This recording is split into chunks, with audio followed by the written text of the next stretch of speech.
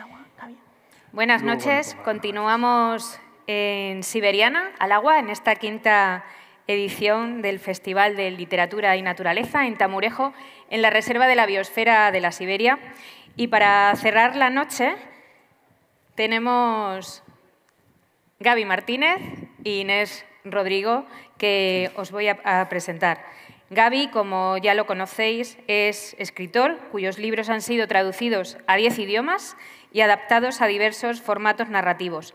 Sus obras más conocidas se incluyen Solo para gigantes y Un cambio de verdad. Hoy nos hablará sobre su proyecto Animales Invisibles y su reciente libro Delta, elegido Mejor Libro del 2023 por la revista literaria Guay Magazine.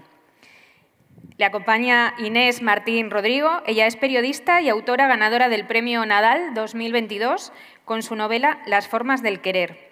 Su obra incluye también Azules son las horas y Una habitación compartida. Inés nos compartirá su perspectiva sobre la literatura como medio para explorar y conectar con la naturaleza. Por favor, demos la bienvenida con un caluroso aplauso a Inés Martín Rodrigo y a Gaby Martínez.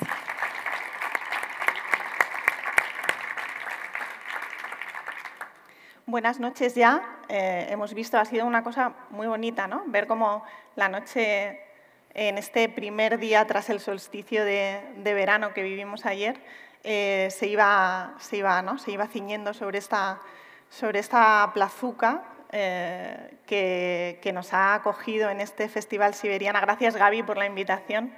Por supuesto, reiterarte el agradecimiento porque es un placer estar aquí. Gracias a Rosa, esta fuerza de la naturaleza que he tenido la suerte de conocer hoy y que espero poder seguir conociendo a medida que vaya habiendo muchos más siberianas. Es un lujo que se celebren festivales como este, es un lujo que se celebren encuentros como este que tiene a la cultura y a la literatura como protagonista y la hermana con la naturaleza, algo total y absolutamente excepcional, algo extraordinario, inédito, inaudito y que solo es capaz de hacer una persona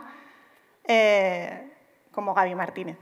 Poner en marcha... Te querría decir, Inés, discúlpate, pero es que estoy escuchando mi nombre hoy tantas veces que es una cosa, vosotros sabéis, los que sois habituales, que lo de hoy está siendo un atracón inusual porque normalmente yo organizo.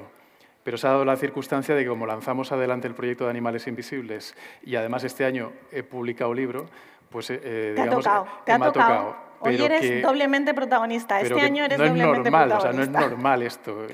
Pero espera, que a mí me has dejado la parte más complicada, ¿no? Porque a mí me toca entrevistar al director del festival. O sea, me han dejado la parte más jugosa, la parte más jugosa. Además, yo tengo la suerte de conocer a Gaby desde hace años. Tengo la suerte también de leerlo desde hace años. Yo siempre digo que yo soy una afortunada. Repito, la suerte, que es una palabra que he empleado ya varias veces, de dedicarme a una profesión que amo, como es el periodismo, y además de poder haberme convertido en una escritora, en una autora que bueno, con un premio como el Premio Nadal, ¿no? Y hoy volver además a mi tierra. Rosa, tú no lo sabes, pero yo soy extremeña. Soy de un pueblo de Cáceres, de Peraleda de la Mata, y para mí por eso también es especialmente emotivo estar aquí esta noche, ¿no? Venimos a hablar de Delta, fundamentalmente, ¿no? Venimos a hablar de Delta, que yo creo que Delta es, como ha dicho Susan, la presentadora, es la última obra, el último libro. El último libro de Gaby Martínez, y es un libro tan inclasificable como maravilloso. A mí una de las cosas que más me gustan de Gaby es que no se puede definir su obra, ¿no? Yo soy muy poco amiga de las etiquetas, soy muy poco amiga de las categorizaciones, y en eso me encanta la literatura de Gaby, porque es difícilmente etiquetable, ¿no? Pueden perseguirle, luego lo hablaremos esto, ¿no? Los libreros no dirían lo mismo. Ya, pero esto es algo que a los autores no nos gusta nada, ¿no? Sí. Yo te coloco en la estantería de la literatura o del nature writing, a mí me colocan en la estantería de literatura en fin, no lo sé, para mujeres, negras, en fin, como queramos, ¿no? Y esto lo único que hace es empequeñecer esa grandísima y maravillosa palabra que es literatura, ¿no? Como digo, la última obra de Gaby es Delta. Esta conversación, la excusa en realidad es Delta. A mí me gustaría que habláramos de muchas más cosas, ¿no? Pero hace unos años Gaby Martínez se instaló en estas tierras de la Siberia extremeña para impregnarse de un estilo de vida que nos damos cuenta a medida, yo creo, cada vez a un ritmo cada vez mayor, de que es una forma de vida tristemente en vías de extinción, ¿no? Lo que buscaba era encontrar soluciones, yo creo que, o respuestas, mejor dicho, difícilmente encontrables, porque son problemas medioambientales que nos atenazan y que nos acucian y que nos limitan también, ¿no? esa forma de vida, ¿no? Ese libro, bueno, pues fue un homenaje a su madre, que está por aquí. Sí. Es una lástima que no puedan enfocar con este cañón de luz tan maravilloso. Mira, está saludando. Sí. La madre de Gaby. Muchísimas gracias por acompañarnos esta noche. Sé además que es un momento especial también para usted, porque creo que es la primera vez que acude a Siberiana. Es la segunda. ¿La segunda? Bueno, pero es igualmente especial. Muchísimas gracias por acompañarnos. Tiene un hijo, iba a decir que no se lo merece, pero a lo mejor es su hijo la que no se merece usted. Bueno, es igual. Sí. Es más así. Es más así, ¿no? Es más así. Normalmente suele ser casi siempre así. Suele ser casi siempre así, ¿no? Bueno, este Delta, este libro titulado Delta, es el resultado, Gaby, de tu estancia de un año, entre febrero del año 21 y febrero del año 22, en la isla de Buda, en la desembocadura del Ebro, ¿no? Allí te instalaste en lo que iban a ser en principio 3 meses, pero que luego se prolongó un año debido a la sugerencia de un personaje del que quiero que me hables, para contemplar el paso de las estaciones, es decir, el paso de la vida, ¿no? Quiero que empecemos hablando de cómo surge ese libro, de cómo de importante es ese libro, ya no solo en tu trayectoria literaria, sino en tu vida. Ya sé que esta es una pregunta que a los escritores no sé si nos gusta que nos hagan, pero a veces es muy difícil de responder o por lo menos de contextualizar, ¿no? Pero sí, ubícame esa semillita, ¿no? Esa semillita que hizo que naciera Delta.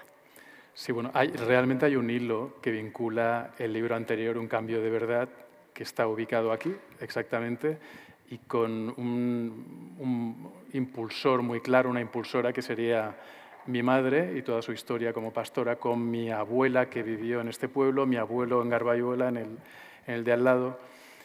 Y después de escribir ese libro sobre mi madre, que me permitió, por ejemplo, que este festival exista, que hayamos hecho una caravana con Oveja Negra en toda esta zona, con distintos artistas. Pensé que, y después de haber escrito varios libros de viajes por todo el mundo, pensé que me quedaba hablar de lo más próximo y de lo que me tocaba a mí ya directamente desde mi formación, que era el mar, que era el agua. Yo he crecido siempre, todos los veranos los hemos pasado en la playa con mis padres, y en este caso hablar de la luz, y la luz implicaba hablar de mi padre. Mi padre era pintor de paredes, con el que yo hasta los 16 años estuve trabajando.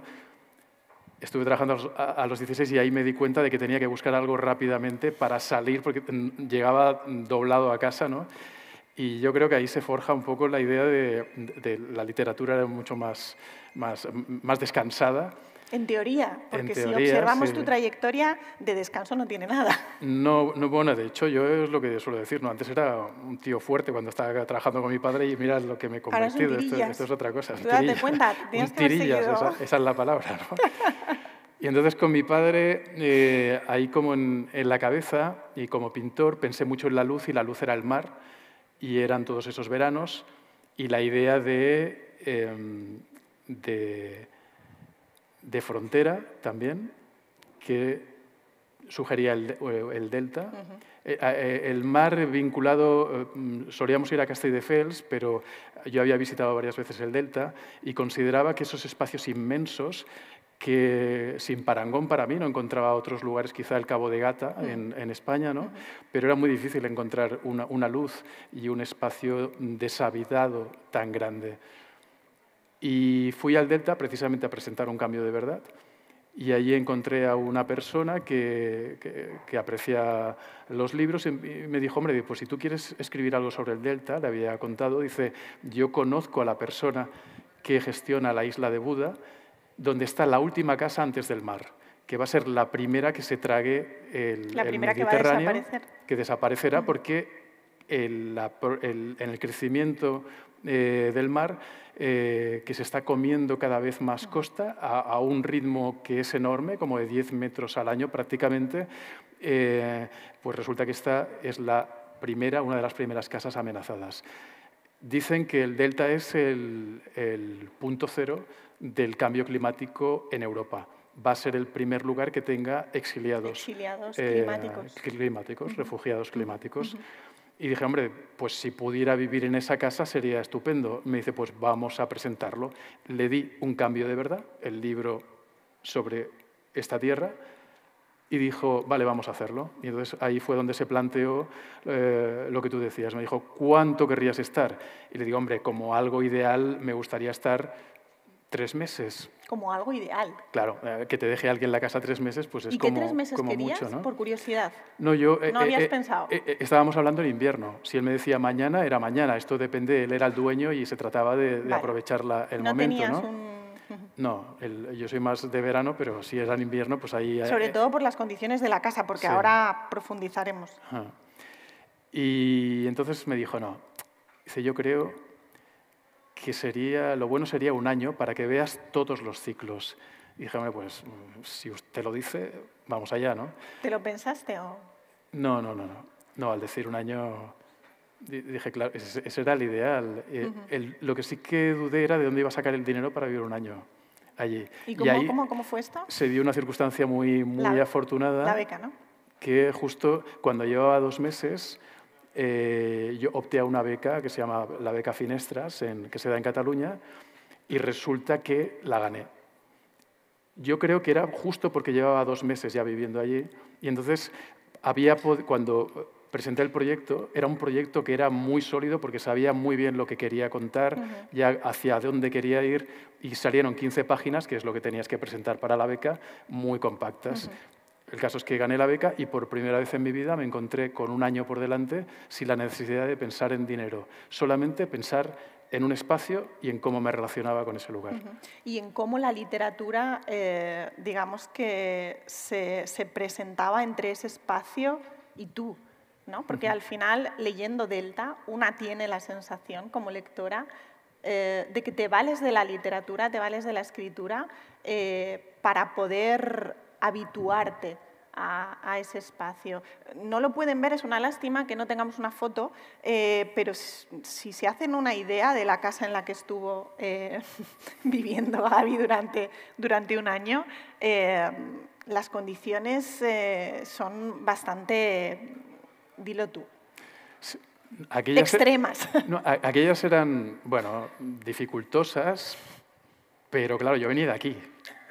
Ya. Aquí estuve en un refugio de pastores, durmiendo en un saco de dormir, no tenía agua, tenía que sacarla del pozo, no tenía electricidad, y entonces aquello, la verdad es que me pareció Estabas como cómodo. en el Ritz. Me pareció un espacio bastante cómodo, ¿no? Porque las condiciones de aquella casa eran diferentes de las de aquí. Aquí era un refugio de pastores donde no vivía nadie desde hacía 30 años. Entonces, allí más o menos, y sobre todo, había algo muy importante, que había 3 personas siempre cerca. Porque entro en una gran extensión con muchas hectáreas de arroz que trabajan 3 trabajadores, ¿no? Y desde el principio ellos dicen, bueno, puedo no verles en todo el día porque es un espacio, ya digo, que muy amplio, pero yo sé que si tengo alguna necesidad ellos van a estar más o menos cerca, excepto por la noche, los fines de semana, que ellos no trabajan, ¿no? De tal manera que incluso siento una cierta salvaguarda. Te sientes hasta cierto punto protegido, ¿no? Sí. ¿Dónde agarrarte? ¿Tienes...? El pueblo más cercano en aquel caso estaba a 14 kilómetros y es verdad que, por ejemplo, para comer, pues 14 kilómetros es un buen trecho y ir cargado es complicado, pero enseguida me viene una persona y me dice, si necesitas que te traiga pan, que traiga lo que sea, dice, pues cuenta conmigo, ¿no? Es curioso las personas como, además, cada una se perfila de una manera distinta y esos microcosmos nos ayudan a entender otros lugares mayores, ¿no? Porque hay, de esas 3 personas, el primero llegó uno y me dijo, lo que quieras, desde el principio, que si tienes cualquier dificultad, cuenta conmigo. Hubo otro que durante 2 meses y medio... No te hablo. Estaba observando. Expectante, ¿no? Expectante.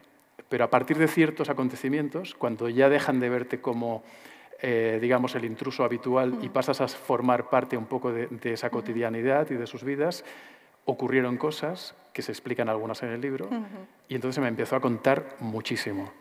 De hecho, se convierte en un personaje fundamental. Muy importante, muy importante. Y luego hay otra persona que me hace la vida imposible. Entonces tú tienes, y es muy curioso cómo además ves cómo cada uno se va compensando, ¿no? O sea, si en un lugar tú tienes a alguien que es, no sé, muy generoso, pues de repente encuentras a otro pues que igual es más garrepa, ¿no? Lo llamamos en Cataluña, como sí, más sí. para lo suyo, ¿no?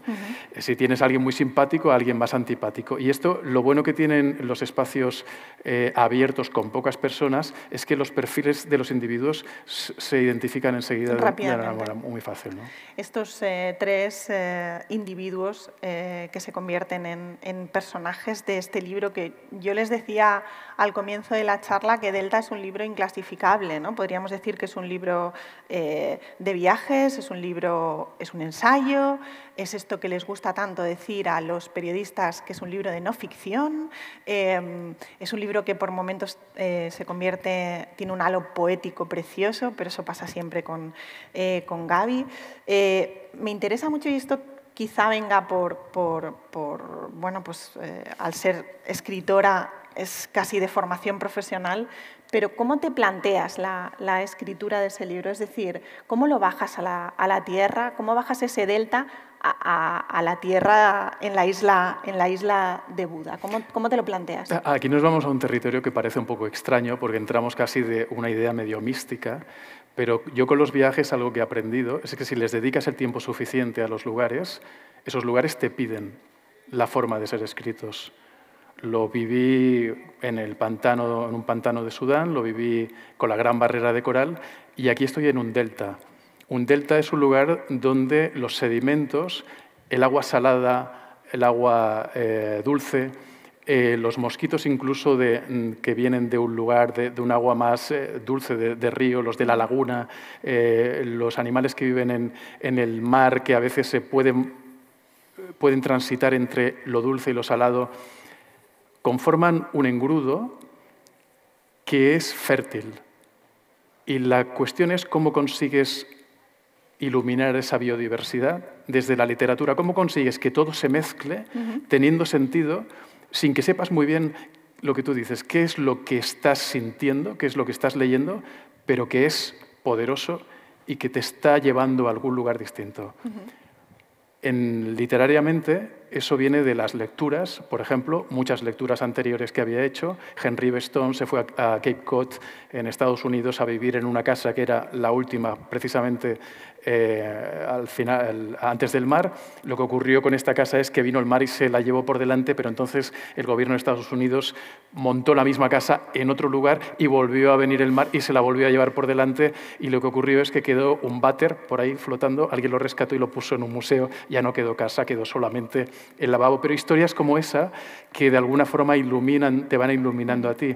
La historia de Fabrizio Salina en El gato pardo, que guarda grandes paralelismos con la vida del protagonista, de un gran protagonista de este libro, que es Mateo Gallard. Él es el terrateniente del arroz, la persona que controla todos esos campos, y que curiosamente guarda un paralelismo muy grande con Fabrizio Salina de Lampedusa. Fabrizio Salina es un aristócrata que ve cómo se está derrumbando su imperio por cuestiones sociopolíticas, pero ve que aquello va a cambiar para siempre, mientras que Mateo Gallard ve que su arroz va a desaparecer para siempre, pero en este caso por el cambio climático. En realidad son vidas paralelas. Matteo Gallard sería un Fabrizio Salina del siglo XXI. Y todo eso mezcla con una idea que no he dicho antes, que es la de final. La de destrucción. La de cómo llegamos, cómo nos enfrentamos al final de las cosas. Un delta es un final de río, es un final de algo, pero el principio de otra cosa. La idea de final se mezcla con que yo cumplía 50 años. Cumplí 50 años en el 21. En el 21, estando en el delta, ¿no? Y mi padre arrastraba desde hace tiempo también una enfermedad. La idea de final y de cómo nos enfrentamos a los finales, que creo que es algo que hemos perdido muy de vista. Ahora vivimos siempre, parece que nuestra vida pueda ser eterna. Parece que nuestra vida sea infinita, ¿verdad? Cuando no somos conscientes de esa finitud, no tanto como antes. Y la muerte ha desaparecido un poco. Cuando pensamos en muerte pensamos en novela negra, pero ya no pensamos filosóficamente en el concepto muerte, un poco, ¿no? O no pensamos tanto, ni mucho menos como antes. Por eso la religión ha pasado como a otro lugar. La religión, no me refiero a una religión concreta, sino que el ámbito de lo religioso, de los poderes que están por encima y de cómo comunicamos con otras personas, de lo espiritual, ha pasado a otra dimensión. Esa idea de final también quería que estuviera muy presente y ahí entraba lo autobiográfico. Y luego estaba un trabajo que es muy vivencial, casi periodístico, pero que había una aspiración de darle a los protagonistas un carácter novelesco. O sea, que tú dijeras, ¿cómo puedes entrar en la psicología? ¿Cómo puedes entrar también, saber cómo está pensando este individuo si es de verdad? O sea, esto es, como tú decías antes, una no ficción. Quería llegar casi a una penetración, me pongo técnico ahora, Jonathan Franzen, que para mí es un grandísimo narrador, pero desde el periodismo, desde la no ficción. Desde ese periodismo narrativo, ¿no? Y que esa mezcla de periodismo con lecturas ensayísticas, con autobiografía, te llevara a un espacio que pareciera prácticamente de ficción y en el que tú pudieras entrar y sentir, en este caso, te diría, me gusta mucho cómo lo has planteado, porque es la libertad de la literatura, no de la literatura. Y por eso creo que es muy importante, y este es un marco ideal para hacerlo, separar lo que es el activismo de lo que es la literatura. Y creo que la intelectualidad de nuestro país todavía está en el estadio primitivo de asociar literatura de naturaleza a activismo. Y aquí no hablaré de mi libro, hablaré de Jorge Richman. Creo que cuando hablamos de Jorge Richman, que es un poeta de auténtica vanguardia, que nos está dando literatura como realmente de gran riesgo, de otro nivel, hablamos de siempre, a Richman se le asocia siempre al tío que ha tirado pintura contra el Parlamento o el activista. No. Él es un grandísimo poeta de vanguardia. Esta propuesta técnica, lo que he hecho con Delta, es una propuesta para mí que me asociaron durante muchos años a la generación Nocilla y me metían dentro de la vanguardia. Yo decía, bueno, yo estoy copiando a David Foster Wallace, yo estoy copiando a otros escritores que hacen vanguardia de verdad. Ahora que soy más viejo y creo de verdad que esto es vanguardia, nadie dice que esto sea vanguardia. Dicen que es literatura de naturaleza. Fíjate que yo una de las preguntas que tenía preparadas para hacerte, y por eso también he hecho esa coletilla al arranque sobre las etiquetas y las clasificaciones y estas que nos constriñen y no nos dejan ser lo que queremos ser o lo que queramos ser, sea lo que sea, ¿verdad? Te iba a preguntar si todas esas etiquetas, todas esas expresiones, el nature writing, el literatura, que si te sentías cómodo con ellas, ¿no? Que si durante todos estos años, al final, bueno, ¿cómo te sentías hoy con ellas, ¿no? ¿Cómo te relacionabas hoy con ellas? Porque además, si tú a alguien le das Delta, sin hablarle antes de literatura, quiero decir, lo leerá como el libro que es esto que tú has contado. Lógicamente, el lector no va a hacer esta reflexión maravillosa que tú acabas de hacer, ¿no? Pero es una historia. Es una historia que tiene presente el duelo, del que ahora hablaremos, por supuesto. Es una historia que tiene presente la espiritualidad, es una historia que tiene presente... Es una forma de estar en el mundo, ¿no? Y al final la literatura es eso, para eso escribimos, para aprender a estar en el mundo, para encontrar un modo de estar en el mundo de la mejor manera posible, ¿no? Pero no me voy por las ramas, te preguntaba por las etiquetas. Sí, bueno, las etiquetas lo que ves es que al principio comentábamos hablabas tú de etiquetas, ¿no? Lo necesario que es, por ejemplo, para el librero tener una etiqueta donde poner ese libro en la estantería. Yo he hecho muchos libros de viajes. Me los he encontrado entre las guías de viajes, por ejemplo. No se ponía al lado de Josep Pla o de Unamuno incluso, o de Bruce Chatwin, sino te los encontrabas con las guías. Sí que he entendido, y antes hablábamos de animales invisibles, hemos hecho caravanas, aquí con Liternatura, he entendido que para sobrevivir en el mundo actual conseguir transmitir una literatura enorme que si se lo dejas en manos a según qué personas te lo van a meter en el rincón, igual debes tomar tú la iniciativa y provocar tu propia etiqueta. Y decir, bueno, vamos a nosotros a generar nuestra etiqueta. Y a partir de aquí, intentar que se junte cuanta más gente mejor para demostrar que esa etiqueta es mucho más de lo que algunos creen que es. Mucho más amplia. Un ejemplo que estoy poniendo últimamente, porque se dio una circunstancia curiosa que me ayuda a narrarlo, ¿no? Es que en poco tiempo, al haber salido Delta, se me acercaron dos personas, un redactor jefe un redactor de cultura de hace muchos tiempos de un suplemento y otra una escritora como reputada, y los dos me dijeron exactamente lo mismo. Hombre, has sacado un libro nuevo, ¿qué tal con los animalitos? Claro, esa expresión ya te da un poco el nivel. Es gente que no sabe de lo que está hablando, gente que probablemente no haya leído nunca algo que probablemente tú hayas hecho y además utilizó uno de ellos, dijo, bueno, como Gerald Darrell, claro, hay 2 o 3 nombres a los que asocian siempre, dice Gerald Darrell, ¿no? Y entonces yo le dije, no, dije, mira, a mí Gerald Darrell me parece muy bien, digo, pero cuando pienses en lo que defiendo como literatura, piensa en Lawrence, no pienses en Gerald. Efectivamente. Es un poco este el punto, ¿no?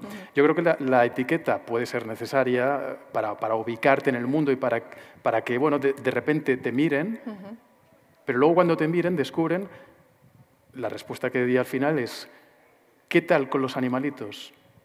Bueno, si consideramos a Moby Dick animalito, estamos bien. Esta era un poco la conclusión, ¿no? Bueno, ahora mismo, si no tienes una etiqueta, parece ser que es difícil que existas, pero yo ya no me siento ni cómodo ni nada. Y pese a todo existimos. Y existimos, es inevitable. Aquí estamos, pese a todo existimos y aquí estamos, ¿verdad? Hablabas antes, Gaby, de tu padre. En realidad este libro le pertenece a tu padre. Delta le pertenece a tu padre, ¿no? A ese pintor que te descubrió la luz. Qué maravilloso es que te descubran la luz, ¿no? Debe ser uno de los descubrimientos más asombrosos, ¿verdad? Ese día que dices, ahí está la luz, ¿no? Tú piensas que mi padre, él era pintor, pero yo creo que la afición por la lectura en concreto se la debo mucho a él. Yo recuerdo cada fin de semana, él venía con un cómic, cada sábado. Él venía de trabajar y el mediodía con un tebeo. Es que a mí me gusta mucho la palabra tebeo. Sí, en realidad era un tebeo. He dicho cómic ahora porque soy moderno. Era un tebeo. Y luego él, en las actuaciones de cada año en el colegio, se hacían actuaciones de padres y de alumnos, ¿no? Entonces, en la de padres, en la que también participaba mi madre, él no solo escribía el guión de su clase, de mi clase o la de mis hermanos, ¿no? Sino que, como era pintor decorador, con mi tío hacía el escenario, hacía toda la escenografía. Y durante 5 años él recibió clases de piano y se la dio uno de los hermanos Calatrava, por cierto. ¡Pero qué maravilla! Entonces mi padre era alguien que quiso ser, o le hubiera gustado ser igual otra cosa, pero las circunstancias familiares, era hijo de Gabriel, él se llamó Gabriel, yo me llamo Gabriel, era como hijo de toda una estirpe y estaba como llevado a una vida y su padre le hizo trabajar con él y él asumió esa vida, ¿no? Pero era alguien con con otro propósito. Y yo viéndole a él, yo creo que para mí fue muy importante el dar ese paso de decir, no, o sea, el creador igual que tú no has sido, pues lo voy a intentar ser yo. Y mira, con 4 cañas aquí estamos. Aquí estamos. Compartiendo esto, ¿no? Tu padre está. A mí no me gusta hablar en pretérito de la gente que ha fallecido. Tu padre está orgulloso de ti. Hablabas de él y hablabas de cómo en Delta está muy presente el final, ¿no? En aquella casa de la isla de Buda, con, como ya hemos dicho, mínimas comodidades, aprendiste muchas cosas. Algunas de ellas sobre la muerte, ¿no? Mientras estabas allí, murió tu padre. Y mi pregunta es si te enfrentaste al duelo de una forma distinta a raíz de la experiencia de la isla de Buda, ¿no? No, a ver, a mí Buda es algo que cualquiera en algún momento de su vida, una experiencia de desconexión más o menos larga, yo creo que es algo que debería hacer, ¿no? No es Buda solo, yo a Buda llego después de la Siberia. Para mí el gran salto en ese sentido es la Siberia. Es donde vivo una experiencia distinta que me hace muchos amigos alrededor, pero vengo de una vida de viajes, de viajar mucho. Y he ido relacionándome con lo otro, con la distancia, con la separación, con el amor hacia los míos desde distintas distancias, de una manera, y con el fin y con la muerte, porque yo qué sé. Bueno, uno de mis libros habla de...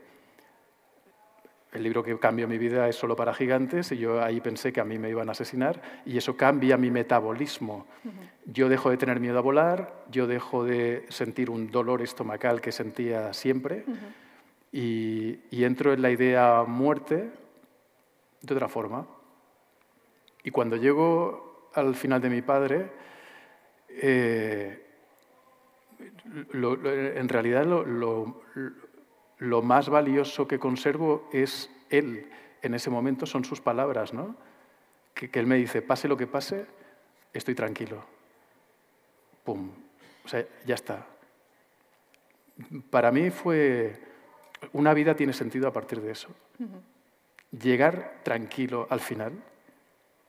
¿Qué más puedes querer? O sea, has vivido una vida plena, aunque no hayas sido pianista al final, pero has vivido una vida más o menos como tú la querías llevar y has sido feliz y estás en ese momento de despedida diciendo que estás tranquilo. Joder. Cuando yo llegue quiero poder decir eso, ¿verdad? Sí, no, para mí es eso, es lo que tú dices, ¿no? Es un referente absoluto, ¿no? Y yo vine aquí a la Siberia en concreto en un momento de dudas éticas, de crisis existencial, viendo que hay tantos líderes que no lo son, que nos dicen una estupidez detrás de otra y nos las tragamos porque sí. Miré a mi familia y dije, ahí tengo líderes de verdad. ¿Por qué no intento saber de dónde viene esa fuerza, de dónde viene esa energía, ¿no?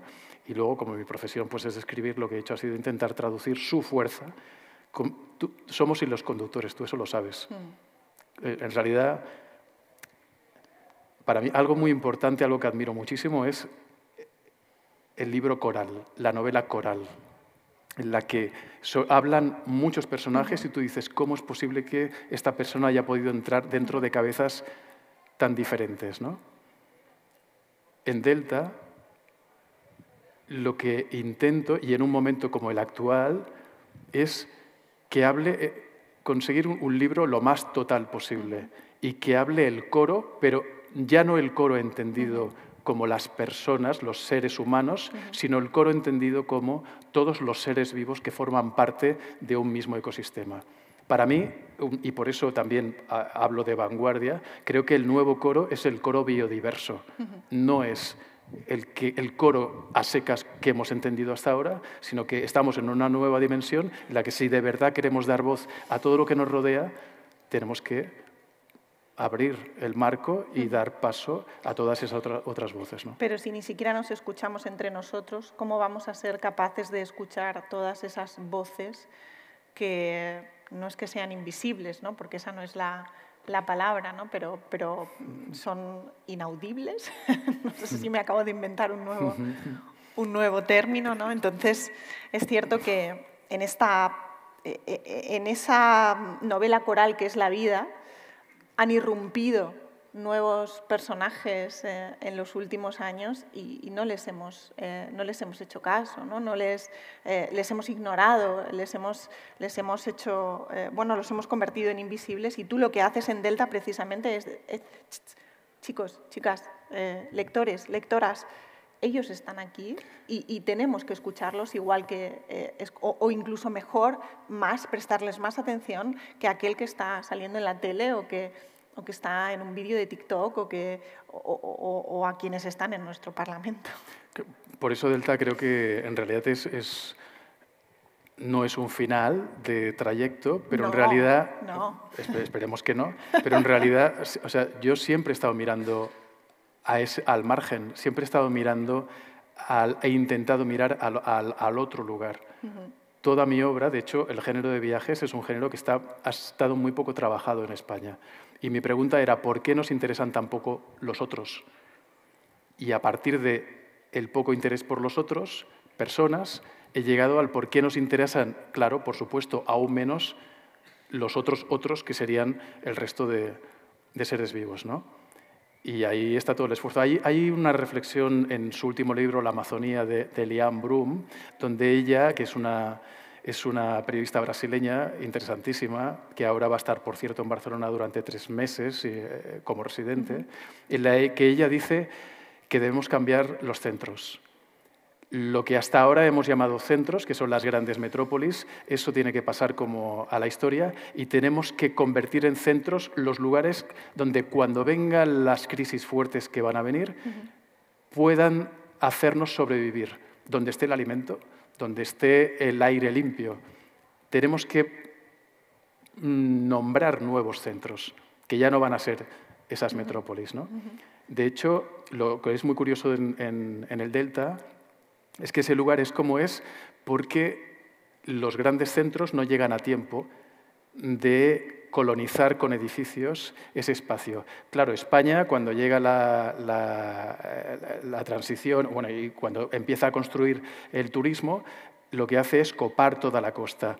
Pero como Barcelona y Valencia quedan muy lejos del Delta, van construyendo digamos, van creciendo a partir de las grandes ciudades. Y cuando se están acercando al Delta, dice, ¿qué nos queda por construir? Queda esto, sale una ley que impide construir en esa zona. Y por eso el Delta se libra. Y aquí viene una reflexión sobre el agua, porque estamos hablando todo el tiempo, además, también sobre el agua, que mientras estaba pensando, y esto es posterior a la escritura del libro, mientras estaba pensando en ese hecho, ¿no?, de buscar nuevos centros y tal, y cómo nos relacionamos con nuestro entorno, digo, vivimos en una península con 2 archipiélagos enormes y no tenemos una literatura del agua. ¿Dónde está el agua? Antes hablaba de Moby Dick, ¿no? O sea, tú fíjate que el agua no está ni siquiera muy presente en mucha literatura latinoamericana. Moby Dick en realidad viene de una gran ballena blanca que veían los chilenos en su costa. Y ellos hablaban de esa ballena blanca, pero tiene que venir Melville y tiene que venir un ballenero norteamericano para que de repente ellos cojan el testigo y digan, voy a convertir en épico a este animal. Y entonces nos llega Moby Dick y no nos llega el macho mocha, que sería un poco el nombre que le podían haber puesto allí. Claro.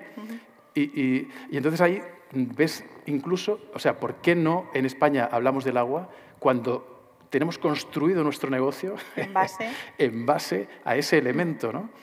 Y de nuevo vuelvo un poco a lo espiritual, a lo místico. Hasta que no consigamos una narrativa emocionante que nos vincule a esos elementos naturales, empezando por el agua, no vamos a poder conseguir que un gran colectivo, que una gran cantidad de personas estimen ese elemento lo suficiente como para protegerlo, como para moverse en algún momento y defenderlo, ¿no? le están escuchando, le conocen, es el 5º año que tienen la suerte de que este Festival Siberiana esté en marcha, pero Gaby tiene una mirada muy especial, tiene una mirada, yo diría, casi única, ¿no? Es capaz de mirar para hacer suyo el territorio que elige, ¿no? Para darlo sentido. Y ya de cara a ir también terminando, te tomo esta reflexión que te he hecho para preguntarte por tu mirada, Gaby. Es decir, ¿qué es lo que hace que tú fijes esa mirada en un territorio para sentirlo? ¿Qué es lo que te impulsa? En realidad la pregunta sería ¿qué te impulsa a escribir sobre ello? Pero me interesa mucho más llegar a esa pregunta a través de tu mirada, porque creo, insisto, que es una mirada muy especial. Yo te diría que lo que durante muchos años yo pensé que movía el mundo, y bueno, y aún lo sigo pensando, pero luego entró otro factor, es el amor. Que realmente, el otro día estábamos hablando con un amigo y hablaba de personas que estaban en una institución psiquiátrica y no paraba de contar historias de amor, que era por ahí, ¿no?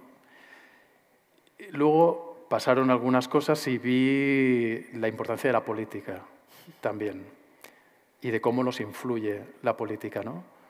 Pero yo sí estamos hoy aquí hablando sobre literatura es porque leí a grandes escritores que a mí me influyeron decisivamente y por la energía, la vibración vitalista que me transmitían, aunque me contaran historias muy duras o horripilantes, ¿no? Por la hermosura, por la belleza que me transmitían, la poesía, tú lo has dicho antes. Creo que Delta tiene una poesía, aunque sean 400 y pico páginas, es un libro con mucho... Muy poético. Muy poético, ¿no? En el fondo. Esa fuerza que a mí me hacía vibrar sin moverme del sitio. Esa es la mejor vibración a veces. Sí, sí. Bueno, y qué cómoda además, ¿no? Pues yo siempre me sentí muy agradecido a esas personas que me daban eso, ¿no? Y yo creo que esa mirada de intentar comunicar belleza, aunque sea desde posiciones a veces que pueden ser casi de destrucción, de al filo de la muerte, ¿no? Pero conseguir que quien recibe eso sabe que lo que se ha impuesto es la belleza. Para mí ese es el gran propósito del trabajo que estoy llevando adelante y que, bueno, en este caso creo que por eso precisamente estoy escribiendo tanto sobre naturaleza, porque creo que la mayor síntesis, el lugar desde donde poder mejor expresarnos totalmente lo mejor de lo que nosotros somos, es en cómo conectamos con lo que es nuestro entorno natural, ese entorno del que nosotros formamos parte, ¿no? Yo creo que la conclusión final, no solo del libro, sino también de esa charla preciosa, la saco del libro, ¿no? Y es, solo hay que aprender a retirarse juntos y llegar tranquilos. Muchas gracias, Inés. Muchas gracias.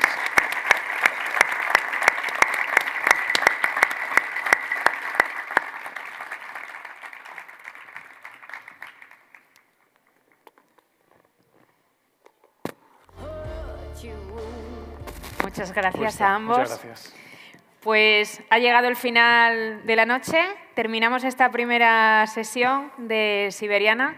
Esperamos que lo hayáis disfrutado mucho. Y os quiero recordar que mañana continuamos a partir de las 12 de la mañana con Mercado de Libros y con una conversación en la Casa de la Cultura con la Asociación de Escritores Extremeños, con Álvaro Valverde y Fernando Fernández.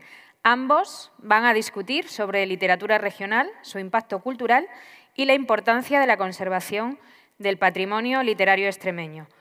A partir de la 1, Raquel Gaspar Silva y Antonio Sáez compartirán su perspectiva literaria explorando temas de identidad y el cruce cultural entre España y Portugal.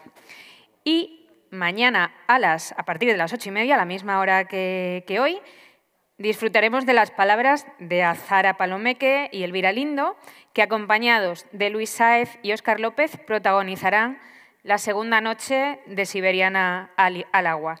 También disfrutaremos del Slam Poetry, ahí os lo dejo por si alguno quiere investigar y no conoce lo que es, con Dani Orbiz, poeta, videoartista y campeón mundial de Poetry Slam 2020.